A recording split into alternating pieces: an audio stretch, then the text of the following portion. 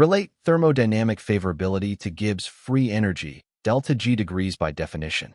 A physical or chemical process is thermodynamically favorable, spontaneous, under standard conditions if and only if the change in standard Gibbs free energy, delta G degrees, is negative, delta G degrees less than 0.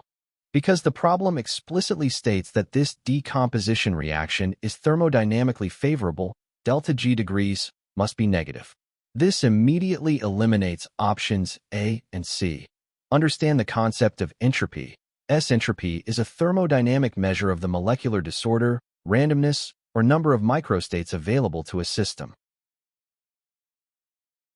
A positive change in entropy, delta S degrees greater than 0, indicates that the products of a reaction are more disordered than the reactants, whereas a negative change in entropy, delta S degrees less than 0, indicates the system has become more ordered. Analyze the states of matter in the reaction equation.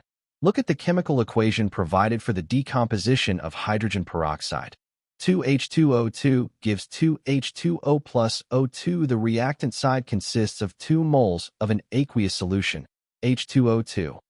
The product side consists of 2 moles of liquid water, H2O, and 1 mole of highly disordered oxygen gas, O2. Determine the sign of the entropy change, delta S degrees. Gas molecules have substantially more freedom of motion, kinetic energy, and spatial distribution than molecules in the liquid or dissolved aqueous phases. The generation of a gaseous product, O2, from a starting aqueous solution represents a dramatic increase in the disorder of the system.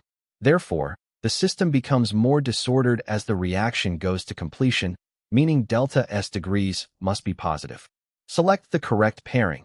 Combining our findings, delta G degrees is negative and delta S degrees is positive, which identifies option B as the correct answer. The correct answer is option B. Delta G standard is negative, delta S standard is positive.